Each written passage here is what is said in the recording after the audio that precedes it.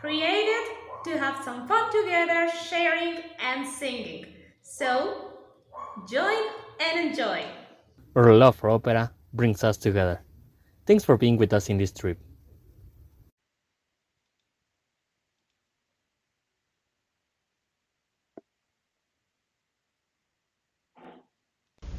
my second edition of Norma in Rome, and he said, I want to remind you of something. This is Maestro Serafina. And he said, you have an instrument. You study all the time. It's a violoncello, shall we say, eh? Now forget that you're really singing and just play. Play your phrases, legato, let yourself go. Forget that there are difficult phrases and this and that. Just have fun. Forget that you've studied at home. This is what I want you to do. Because this is the most beautiful piece of music. And really, now forget what you've studied, just feel your words. Feel the where it says grandioso. Let yourself out. Always controlling yourself, of course. But there's plenty.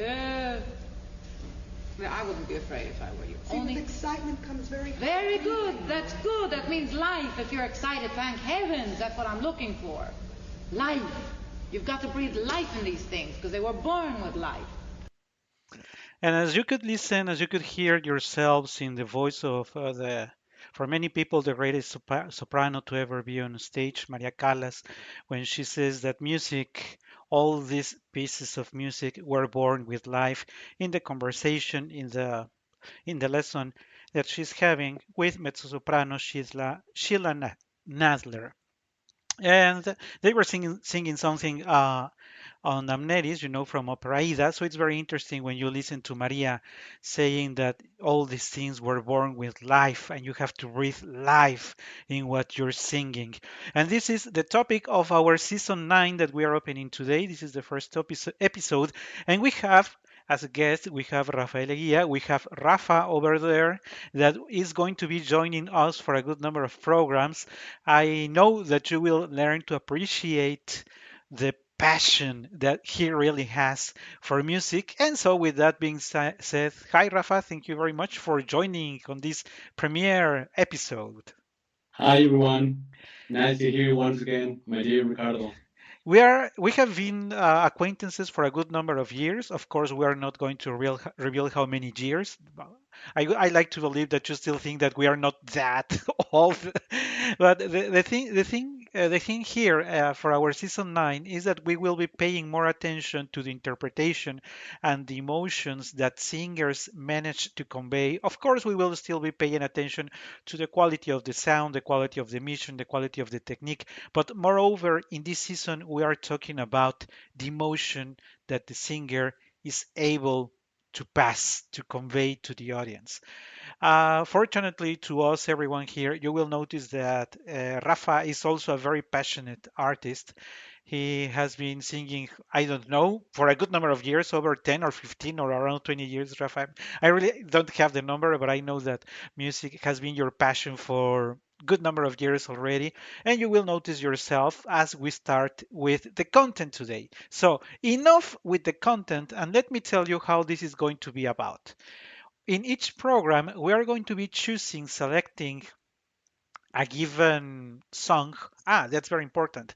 This season, we are not really into opera. We're not talking about Aida, Madame Butterfly, any of the great composers that we know. We are not leaning towards those, but we are leaning towards some songs, more popular content, but that has been taken to the world in the voices of many times of opera singers. Today we have one that is not really an opera singer. We will get there. Wait, we'll get there.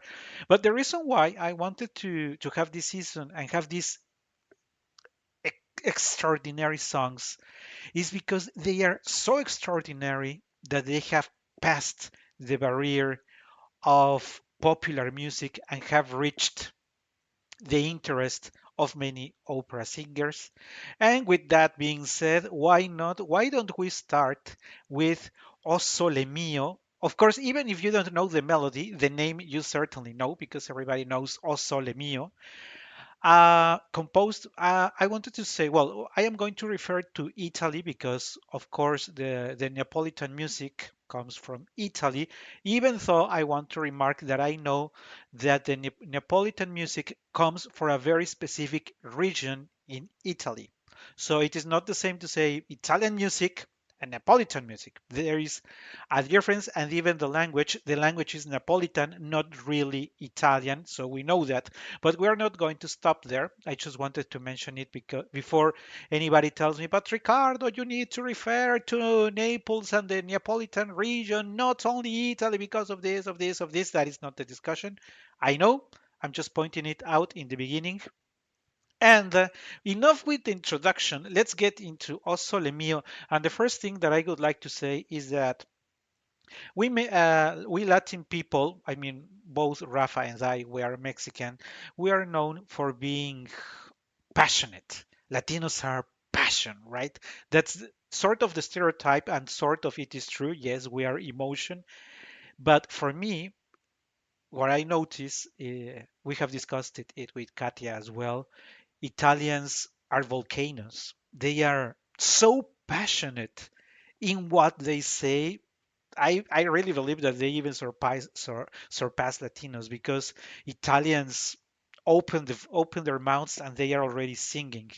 There is also something about the Italian language that it is very easy to sing, much more easier than even Spanish. So they have everything there to make great creations, and that's how Maestro di Capua comes with this very well known song O Sole Mio. We are going to be having today, we are having three different versions of O Sole Mio, and we are going to have our comments on those. And let me give you a spoiler because I know you will notice, because I can share with you that Rafa is passionate about Pavarotti.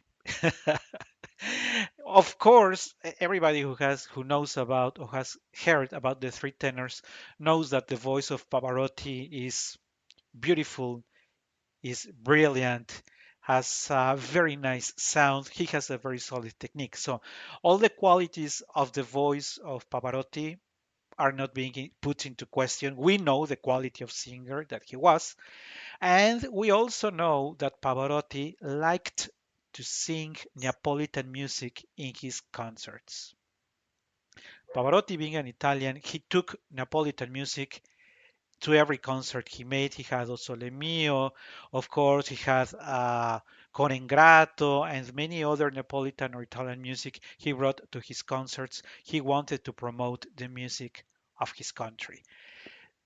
And with that being said, we're bringing preferably to this series live presentations, because remember that we have a preference for live, because in studio everything is perfect, but live is where you see what's the distance between what you hear in the studio and what actually happens live.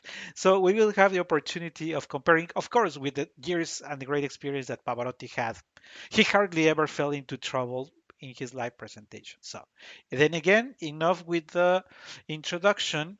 Let's listen to the version of Luciano Pavarotti singing year 1995 at Llangollen in Wales. Yeah, I was not recalling. So we're going to listen to the piece of music complete. I wanted to mention something before I forget.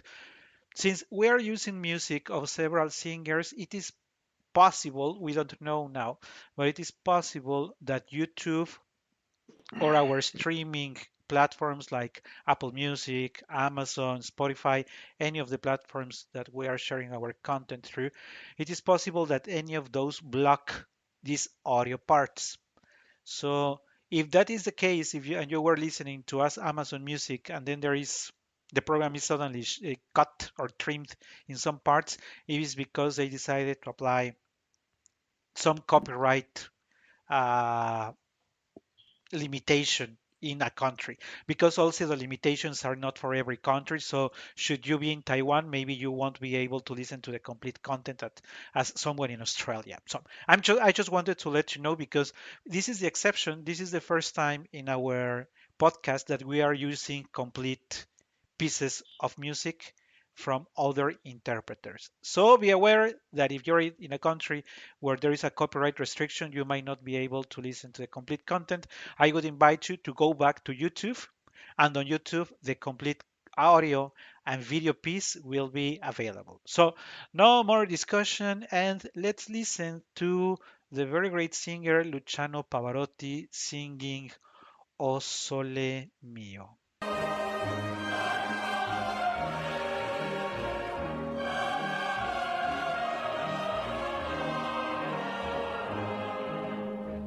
Che bella cosa una giornata e sole, l'aria serena dopo una tempesta, e l'aria fresca pareggia la festa.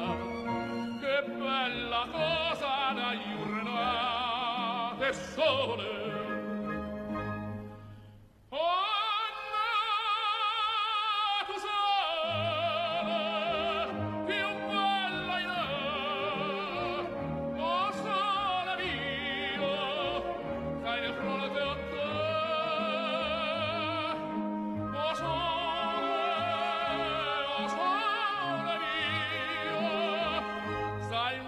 A te, stai in fronte a te.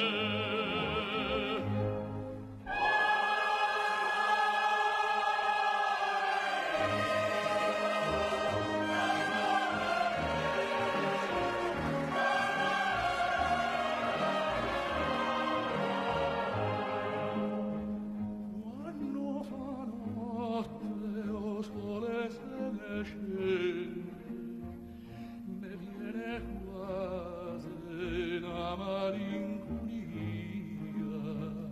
sotto la finestra togliere staria. Quando fa notte o sole se ne scende,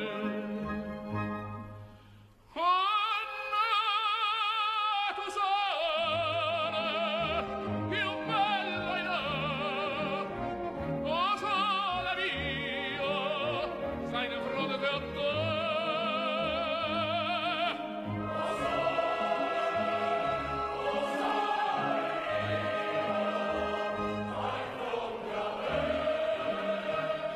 Stai in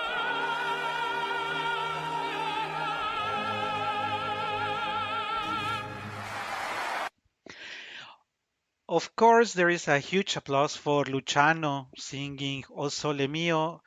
Rafa, what are your thoughts? What do you think about this rendition of Luciano for O Sole Mio? I'm afraid you are in mute, Rafa. We cannot hear you. Yes, thank you. So sorry. Yes, yes, Richard. As you can see, you can be, let's say, delighted when he is singing this kind of Napolitan music, Napolitan sings. Sorry, Napolitan songs, and with this power, which is becomes a screen of angels or something like this when you can hear him. You can see that in the very beginning, there starts with a chorus, with a huge chorus, which has a scene in behind of him as a glorious guy, which is very in a perspective, in a very positioned in his role, and the security when he's putting his feet in the stage is 100% um, warm in a way. Let's say it is warm. You can you can go um, diving in the waves in the sea, for example, and you just go flow and flow and flow, and his power never gets into your ears loudly or tremendous, or his tone, his brightness is is a perfect sign that he's a fish in the sea. He certainly is very comfortable. I mean, Neapolitan songs are perfect for tenors. I think we have shared it in season one. Neapolitan music was perfectly written for tenors. The notes are easily covered by the tessitura of a tenor. So being a you just need to be a good tenor, and you will feel comfortable. And you are Italian, more comfortable, and you know your stage as Pavarotti, so you're more comfortable. But I wanted to go back to your comment because also one of the things that really impresses me, that really touches me, is think of this: you are Italian, you know O Sole Mio is a great song from your country, and you see Mhm. this huge choir behind you singing O Sole Mio. I can tell you that if because that happens to us when you listen, when you are on stage, a big presentation of a mariachi, you see 30 mariachis on stage, a singer, and everybody singing um, uh, uh, either a ranchera song or Viva Mexico or anything with a mariachi, and your heart is about to explode. So when I see Pavarotti with all that choir behind him, everybody singing O Sole Mio, I say it, it really melted the heart. It really touches. I don't know who came with the idea of singing it with the choir, but personally, I think that was a very positive result because we are used to listening only to the singer going through the all the verses of the song. But now that you listen to the choir, it's one thing. Another thing that I wanted to mention, because we are going to compare it with the third one, the third version that we are listening today, is that the orchestration is not excessive. Mhm. One Mhm. of the things that I don't like when traditional or popular music is brought to the voices of opera singers is that the orchestration is exaggerated. The volume of the orchestra, da, da, da, da. If you listen to other like the three tenors or the other one that we are going to listen, it's not da, da, it is da, da, da, da. You see, it exceeds the emotion, even if it is passion. I think that going da da da da like sort of breaks the magic of the song. Opposite to what we see on Pavarotti and the choir, the orchestra is modest in a way that it is not exaggerating the sound. The choir never exaggerates the sound either. They don't go oh sole mio. They don't go excessive either, so that the voice of Pavarotti falls over the orchestra and the choir without, the struggle or what is more powerful than the other.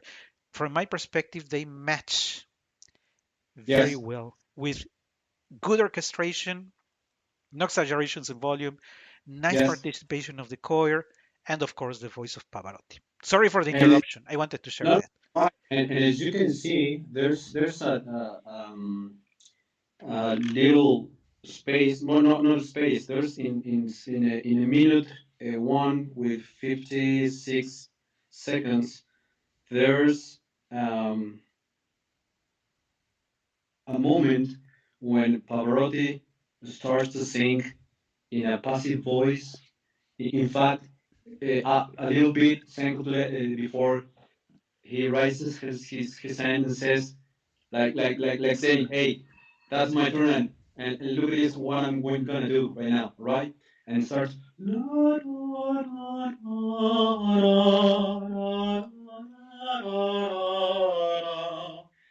and that kind of accents, that kind of melismas, is which build a great song interpretation. No one in here in this, let's say, in this um, world of tenors, let's say, is able to do that in with that security in his voice, and managing the whole orchestra only with his voice, and managing all the chorus only with his voice, because, as you said, the matching is perfect between the orchestra, between the chorus, and his voice. As I said, he is more than comfortable in his song. Just he's perfect at the end. Yeah, absolutely. Also, thank you for mentioning that because that was also of my comments, one of my comments. People in all the previous seasons in the programs I lead alone or when I am with Katia, how much I insist. I am so tired, really, so tired. So, if you allow me the expression, maybe too harsh, I am so fed up. I am tired of listening to the singers all the time in high volume.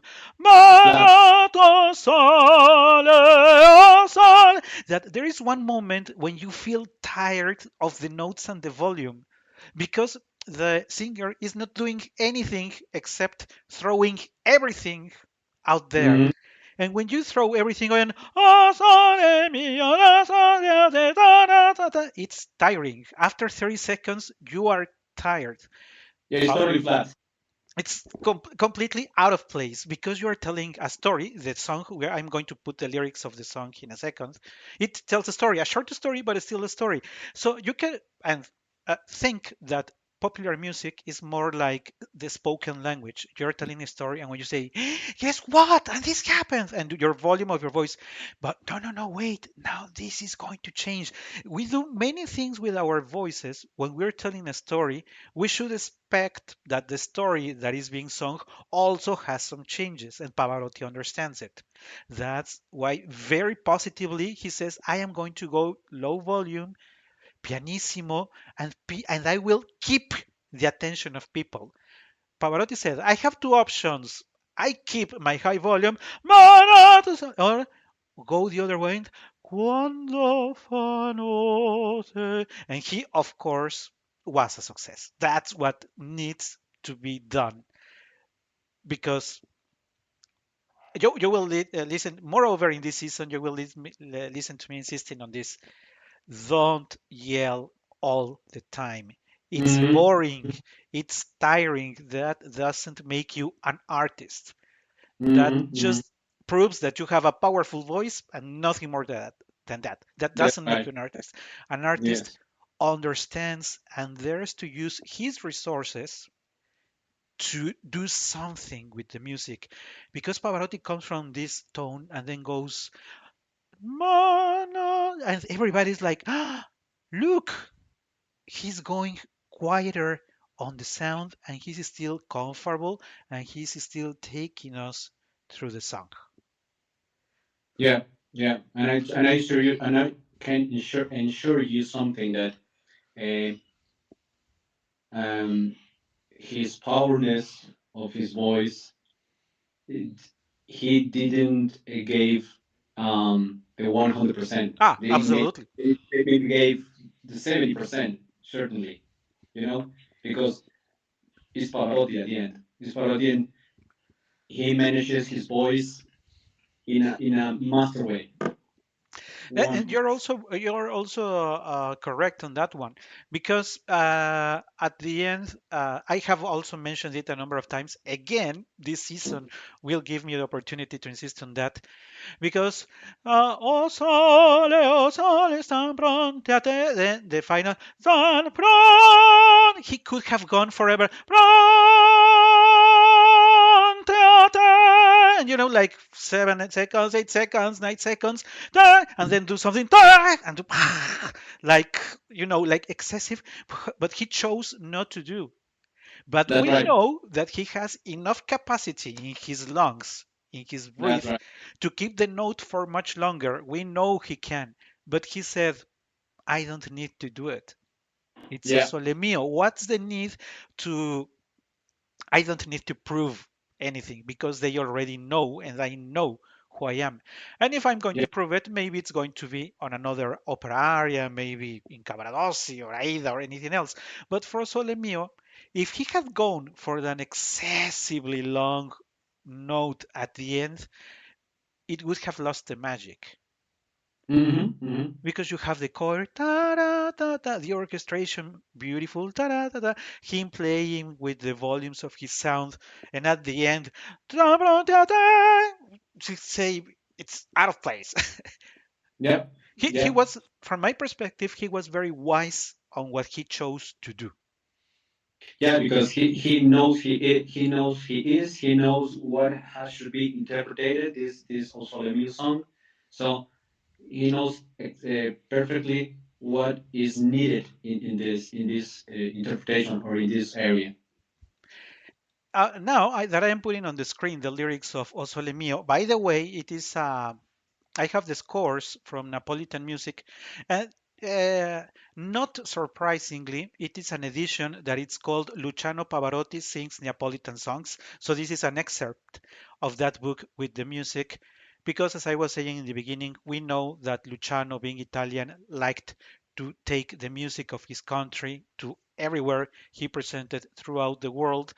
And the lyrics of the song, and I wanted to mention this, the name is O Sole Mio. We're going to see that the composer refers later to a woman he loves, Hmm. but he chooses to address his singing the appreciation, the recognition to the sun. Hmm. This is not money, this is not value, this is not anything material like we have in our societies, but he chooses to thank the sun. Hmm. Hmm. That is very interesting because we are going to see it in many of our songs that we are going to have in this cycle. Because um, when you have popular music, you don't go for super sophistication in the singing and in the content. You don't make reference to philosophers, to literature. No, you're a common person who likes to live his life. And if you think, would I ever run into an Italian or people from the region, the Neapolitan region, maybe riding his car and singing O Sole Mio on a beautiful sunny day? I think I would. Because you feel it in the song. Da, da, da, da, da, da, da. You feel like it touches you. It is not a super sophisticated, complex There's no need. musical construction. There's no need. It works and it touches you, because without being an opera singer you can say well, you don't know the words, maybe you only go for tararara if you don't know the words, because not everybody speaks Neapolitan. But if you know the melody, you can easily play with it. Ta ta ta ta ta ta, and play maybe with the rhythm, or do something with your voice, and it turns out that you will feel like happy. Yeah, the softness of Pavarotti in this presentation was lovely, was incredible. And from my point of view, that part of quando fatore o sole sole, that was amazing from my point of view. That was amazing. In fact, Yeah. I have never seen another tenor singing that paragraph in that moment and with that interpretation. Never seen. As you said, it's been always la la la, always, always. Yeah, that can be the case. That shouldn't be the case. Why don't we go for the second proposal of the content that we are having today? And this is a surprise, maybe not for everybody, but it was for me, because we are bringing Jorge Negrete, who was not a voice that sang operas on stage. I mean, he was never a Conte di Luna at the Opera de Bellas Artes, or at the Teatro in Buenos Aires, or at the New York Opera House. None of those. He was for the Mexican cinema, one of the stars, one of the most important stars of the golden age of the Mexican cinema. And he was also known because he's contemporary to another very famous singer under the name of Pedro Infante. The two of them with very different voices. If you don't know Jorge Negrete, you're about to hear him now. His voice is wow, so amazingly beautiful. It's such uh, a manly type of voice, a very virile type of voice, still soft with these sounds that are like velvet. Man, I mean, I guess 99% of singers would like to have a voice like Jorge Negrete's voice. He was known also as the Charro Cantor, if I remember well. Uh, if you people, because people listening, I had forgotten to tell you that today's statistics, as of today, 806 cities in the world are listening to us. Thank you very much. Also, I noticed in the statistics today that the top city that is listening to us through Amazon, Apple Music, and Spotify, the top city in the world that is listening to us is Paris. Oh So wow, thank you very much, people in France, for having received us so well. La France was, I believe, number 60, and now it is number one in our listeners. So, people in Paris, thank you very much. And if you know Mexican culture, then you know what a charro is. This I don't know about you, Rafa, but personally, the dressing of a charro for me is so elegant, very so so very attractive to see with the big hat, and I don't know the words of the ornaments, the sort of golden ornaments on the chalequillo, and uh, it's beautiful. That's it's very very important. particular. It's very particular custom. Yeah. I could never dress to dare to dress like that.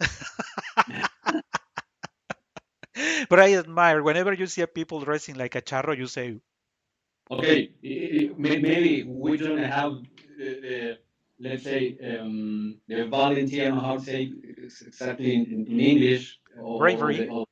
the bravery. Thank you to dress that kind of costume, because if you are really charro, which can sing, you need to porter in a 100% shape. You need to be you need to have a very good voice. If you don't, it will be terrific like this. Because at the end, Jorge Negrete puts the level of the charro very high here in Mexico. Yeah, absolutely. It's not so easy. And I was saying that much to our surprise, our charro cantor went for this song, O Sole Mio. You will listen to the version in Spanish. They changed it. It is at the beginning of a movie called Dos tipos de cuidado. yes. And I think we are going to be talking about Pedro Infante. Maybe not today, but we are going to go back to Pedro Infante because it is also very important what he did. And it's black and white because I believe this is year 1952. 1950, 1952. Yeah, so uh, Black and White was recording. Of course, this is quality of studio. This is an exception because he never did it live. It is interesting how he does, but let's leave for the comments for later. Let's listen to how it goes in the voice of the charro cantor as O Sole Mio in Spanish.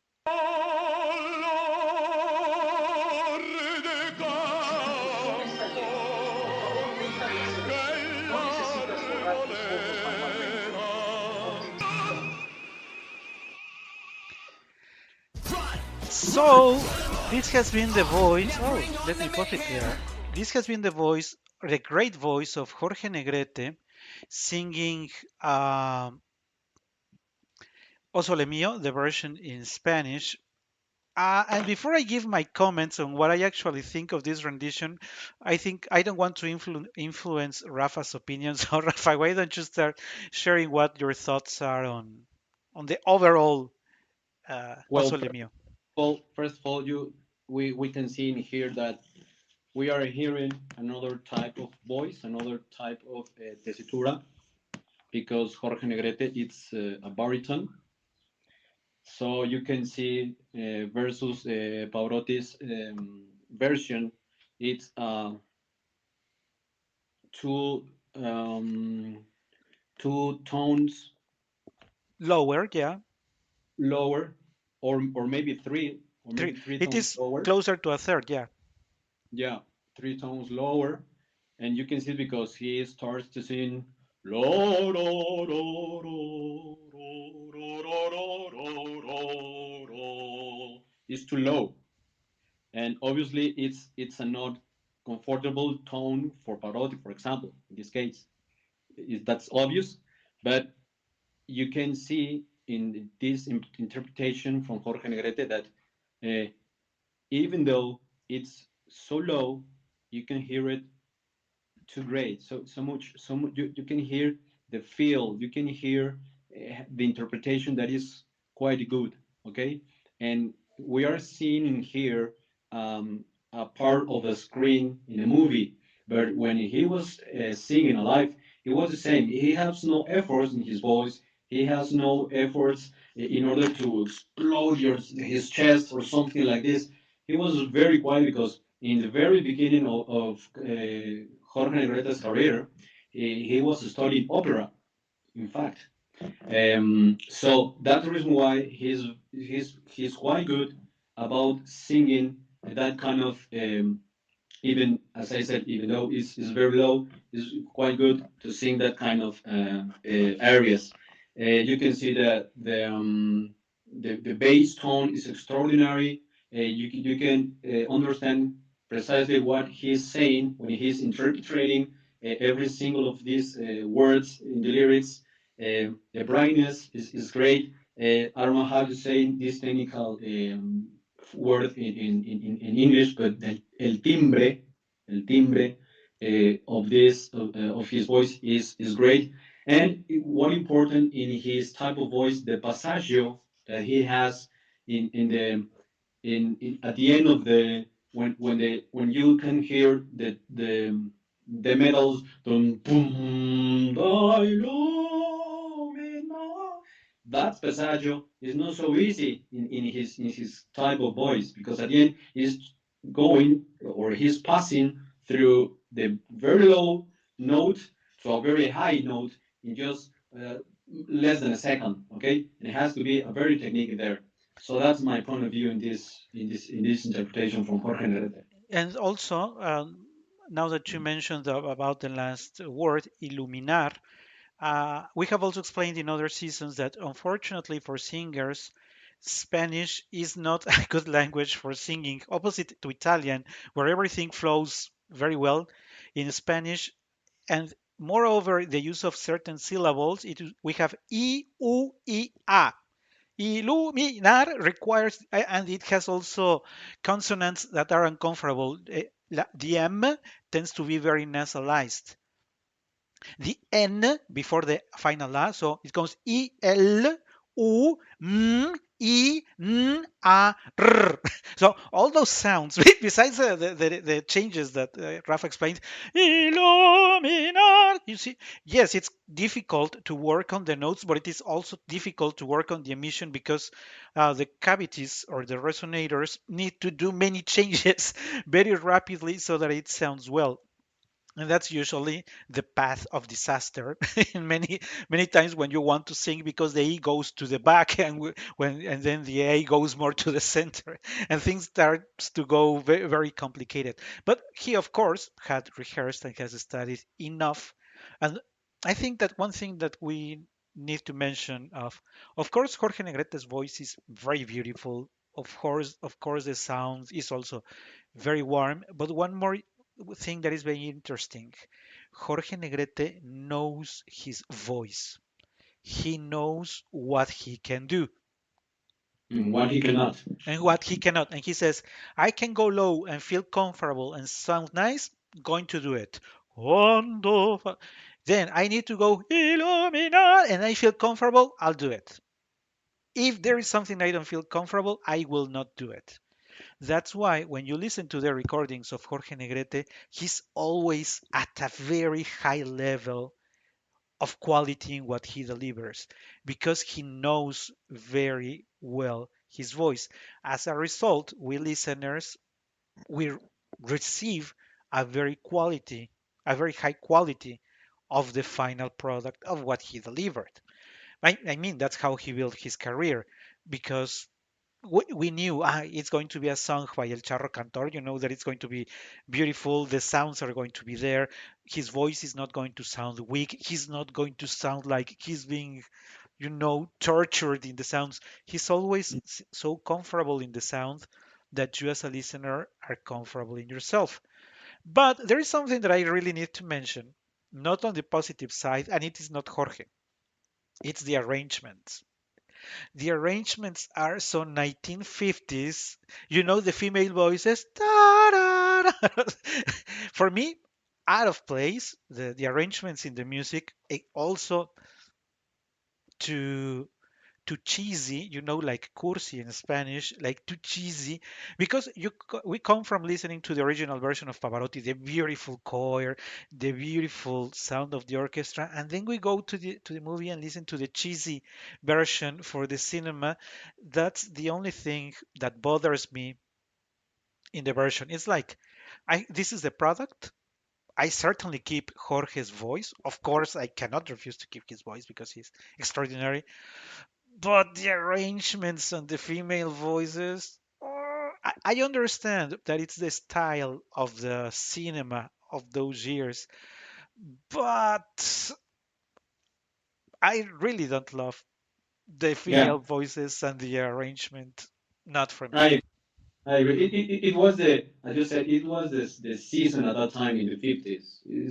Is in a way that's the beginners, let's say in a way, who started to create in the time forward a kind of style of opera for the new singers. At the end, it is an old version, and obviously for more than 70 years uh, after, for us is completely out of our, let's Taste of say, the things that we'd like. yeah, yeah, I agree. Also, I wanted to ask you if you think, emotionally speaking, I wanted to ask you if you think that Jorge really connected in the emotion of the song. And it say that is maybe it could be unfair to have a yes or no because as you said in the beginning, when you are singing alive, you can hear the voice very organic. Even the errors could be appreciated, and you are now seeing a picture, a movie, which maybe could take 20 20 takes or maybe 15 or I don't know how many. And certainly this movie, it was recorded in a long play, an LP, and is not so fair at the end to get in touch to the people because you are seeing the interpretation through a screen. Is not people alive. You know what I mean? Certainly, I know that it was a great interpretation, but as you said, the girls as a chorus, the scene in the fields and the waves going down to the mountain and that kind of stuff, it brings in your brain another things. It distracts you to the interpretation, you know. So just to answer your question, I will say is not fair, un yes or no. You just have to focus on his voice and what did he, how did he interpret this song, and just like this, no more further because I cannot say that it was a connection in there. It was difficult to me to say that. And before we jump to the third version that we are sharing today, I also wanted to go back to your comment on, maybe people who are listening and watching us premiering on YouTube, listening to us later, maybe Amazon, maybe Apple Music. Um, but for artists, it is very important. It feels different. And I know, Rafa, that you have recorded many times in the studio. So you know how it is in the studio that you are separate in a separated room. You have the crystal there, the sound engineer, maybe the producer, someone else. You are here. You are with the mic. You are with the headset, and the connection in a way you have to recreate it from the inside because there is not a face of someone in front of you like excited, like sad, like waiting. There is no feedback in the emotion, so you have to build your own emotion so that you can recreate the song, and that of course is difficult. Much easier life because you actually have the people there cheering, and maybe when you say, oh, I'm not so good in the voice today, but when you see people clapping and happy, it's like energy flowing through all your body, and you said, I'm going to do it. Exactly, yes, yes. And you know, when you are an artist or a singer and you are performing in front of an audience, you have this feedback with the audience, with the public. You can see faces that are has that they has emotion when you are performing. So you get involved in that role when you see that people that they are surprised what you are doing. So this feedback is what a singer says, oh my, I'm doing right things. All right. So you push it. You're strong. You're stronger, uh, and the performance it's much better. Will be much better than the studio because in the studio, as you said, you are concentrated. You're focused in to be perfect. You need to be perfect in the studio. Otherwise, you need to you need to back once again and once again and once again. Okay. And when you are performing, it's just once. And in just one, you have to do it perfect. But as I said, sometimes the errors become success.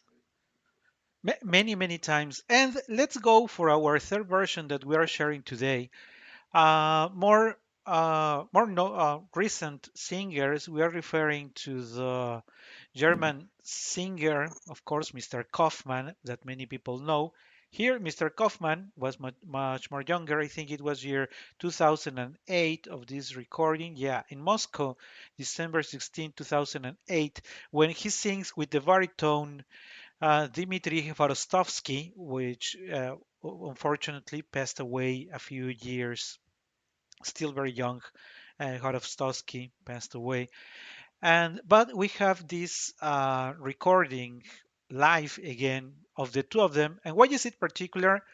First, because we have the voice of the tenor and the voice of the baritone. We have had a tenor, Pavarotti. We had a baritone with the charro cantor, Jorge Negrete. And we have the two types of voices in the same song performing side by side on stage. I'm going to play it for you all, and we go back with our comments.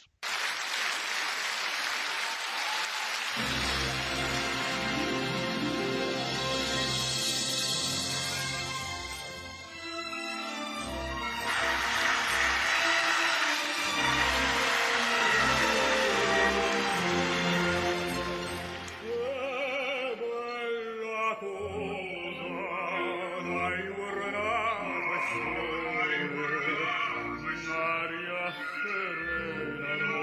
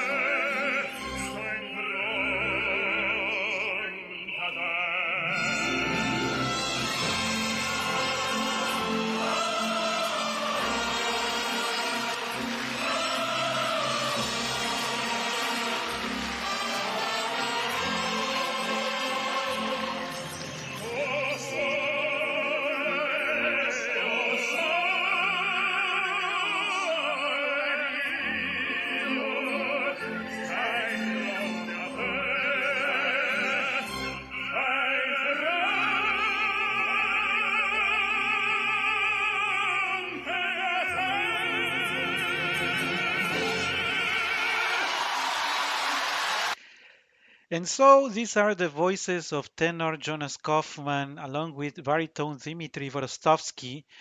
Rafa, what are your thoughts on this version? Well, I need to say that my point of view, for me, it likes me much more. The young guy, if I'm not wrong, is Mr. Kaufman, Mhm. the younger guy. Yes. As you said in the beginning, these kind of areas are written for tenors. It's much more comfortable for him. Um, in fact, his performance, his natureness is, from my point of view, is very positive. Even, um, sorry, besides he's also a kind of type of, in this case, in the Parodies version, when he starts to low down the voice and whisper it, and once again, there's movement in the role. You know, there's you can hear that there's an interpretation. There is not flatness in there. That's that those are good news for the tenors, for the people that are hearing them, because you're hearing something once again organic, alive, and you can see the movement, not in as an studio, which has to be in as a metronome, you know. You have to be exactly in the precise moment, in the precise note, whatever you need to do in there. In here, you can play with your voice, as such as play Parotti and such as play this guy in this version. The other guy, Mr. Vorostovsky, huh? Horovstovsky, that's right. Uh, he has a very nice voice. I can understand that, but I need to say it's not my style. You know, it's not my style in a way that um, is a kind of, when I'm hearing that kind or that type of voice in these kind of areas, I'm saying, okay, it's a well song, it's a good interpretation, but it's not convincing me that it's for him. You know, it's not for him. Maybe he has to do another thing because his power is more in other kind or another type of areas or songs that maybe he can write much better than he did right now. So that's my point of view about those guys. And the chorus is much less in on scene versus Parotti's version. But at the end, you can see a great orchestra, a great direction, and a great chorus. The arrangements, they were so nice. I could say even than maybe better than Pavarotti's version. Talking about arrangements, obviously, because at the end We are maybe I think 20 or 15 years after that Pavarotti's version, because at the end everything is getting better and better and better at the end. But the mixing, the matching between the orchestra and the singers, for me, is quite good. But I need to tell that difference between Kaufman. From my point of view, it's better if that's fair to comparison, better than Horodowski. We also need to consider that Jonas Kaufman is a tenor, yes, but he's a heavy tenor, a much Yeah. heavier voice than Pavarotti. So we also have explained in other seasons, in other episodes, that when you have a voice that is this huge, it's more difficult to convey something softer than when you have a smaller voice because you don't have to make that huge effort. So I understand the effort for Kaufman that provided the type of tenor that he is, but he worked, he studied, he's German. I mean, he's not even Italian, so his German says, okay, I'm going to do it on stage, I'm going to work on it, I'm going to work on the nuances, the melismas, and all these things that make unique a version, and I'm going to make it work. On the other hand, we have Vorostovsky, a Russian baritone. So, truth is that Russian mood does not really understand the Latin part of Europe, that it could be Neapolitan region, and the other way around. We really don't understand how they uh, perceive and express their emotions. There is sort of a misconnection at a Hmm. cultural level, and we notice because there is something that is not really connecting in the singing of Vorostowski.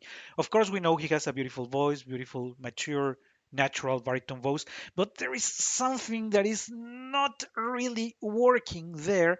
And many times we have heard a great singer trying, for instance, American musicals, and you say he's a great singer, but that song of Sinatra, he really didn't connect with Sinatra, because now we're talking about Sinatra, who is also special, a very special way of singing. So great singer, but mm, something's missing. I would agree that Vorostowski really does not nail it as does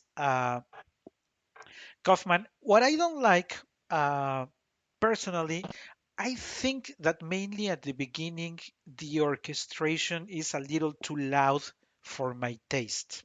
The arrangements are nice. I also think that the arrangements are nicer than the one with Pavarotti, but the volume, whenever I listen to O Sole Mio and the first notes are fortissimo,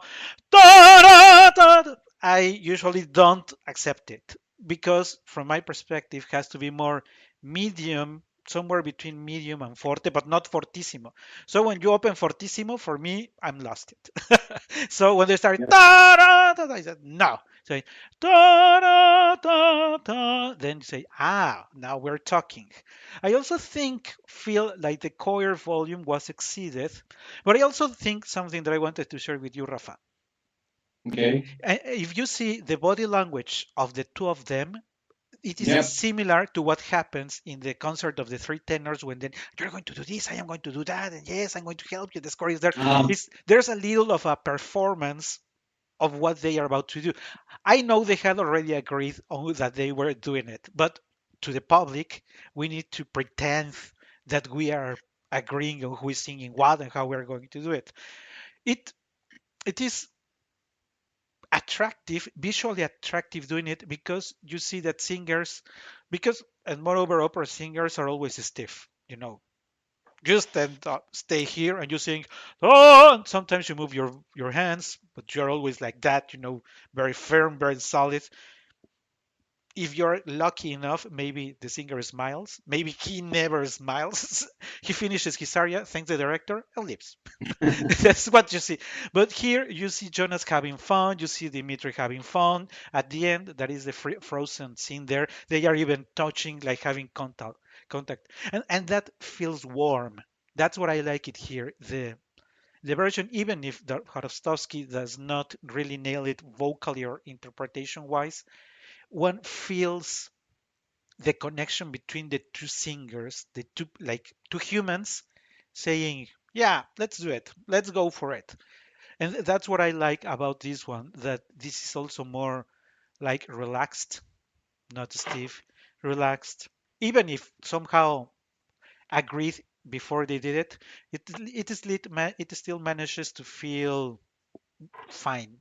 One looks at it and says, "Ah, these guys are having fun." Hey, it's fine. And if you allow me, let me tell you two things. For me, it was very important that you already, one of that you already said, and the second, I'm going to get a little bit deeper.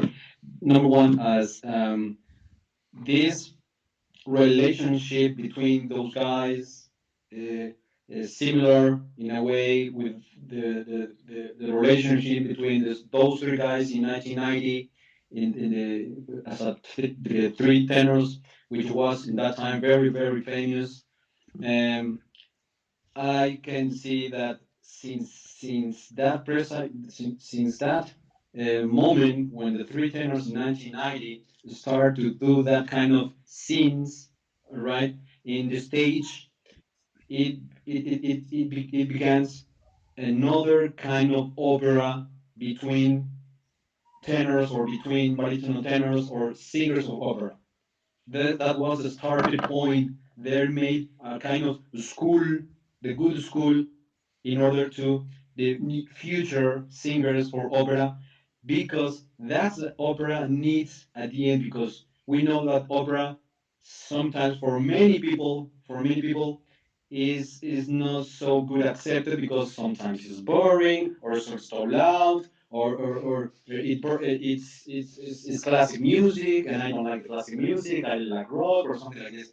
So that kind of friendship, as you said, is easier to get into the audition, to get into the people that is hearing these people, and it's better. It can invite you to get deeper into the opera and say, "Oh my, okay, so the opera is also funny. It's also fun, you know." And I'm going to get deeper inside of this kind of music. That was that's point number one. And point number two, and which I would like to get a little bit deeper, that those singers owe me in a way, is why if you have on the scene, on the stage, one tenor and one baritone, why they didn't match in a bass tone with a third song, making a kind of couple or a double, I don't know how to say, a duo, you know, when you are making, as at the end, in this version, die from the dead, die, one says, die from the dead, and the other says, die from the dead, at the end that sounds great, but why he didn't do between the song in order to have much more in their performance. That's the thing that he that them in this case in this version he owes me, because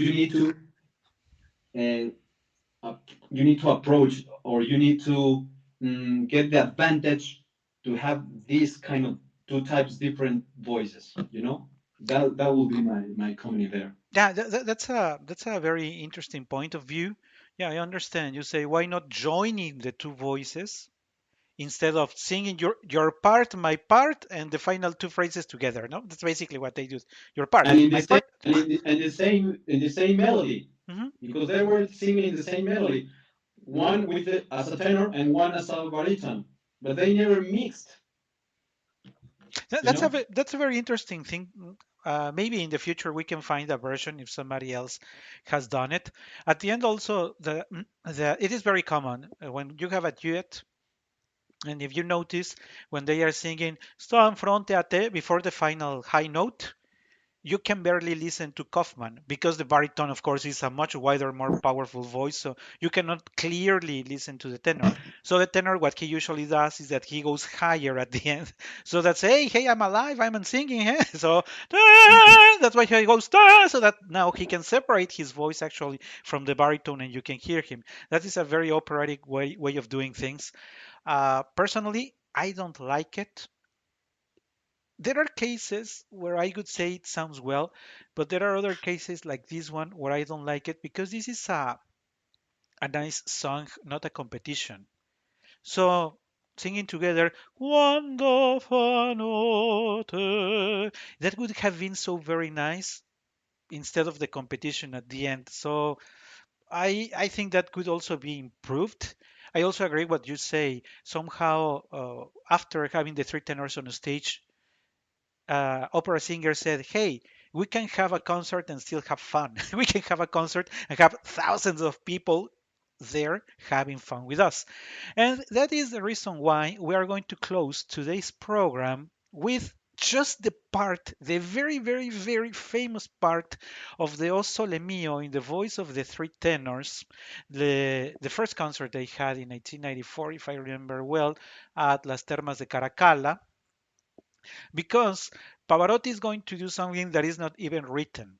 Because it is popular music, there is no trill written. But since there is a competition, and in this case, I think it's a positive competition, they had, of course, agreed to it. There is sort of acting that it is improvisation, but they knew that he was going to do it. But it looks nice. The thing is that it looks nice. Uh, and Pavarotti says, I have a trill. I am going to show these guys how you do a trill in this Sole Mio. And we also have to say that after the trill of Pavarotti, many tenors started to add the trill to O Sole Mio, Yeah. just to prove that I can do what Pavarotti did. I would have to say that maybe 90% of the cases it's not a good result because in order to have a nice trill, you have to exercise to your agilities. And for lyrical tenors, they are not very good at the agilities because the type of movement that you go on a trill, you go for a note, and depending on the type of trill, but you go for a note, tone or a semitone higher, and then lower or start lower and do like this, like a quick wave that would be a trill, but you have to sound in control. The color has to remain. And that's what we are going to listen in the voice of Pavarotti. And we're not going to listen to Carreras and Domingo because they tried to do something similar. It's horrible. It's a perfect example of what you cannot do. Pronto so like that sounds horrible. But we are going to listen to the part of Pavarotti and see why it became the standard after this 1994 of O Sole Mio. Let's listen to that very, very, very short part, only the trill.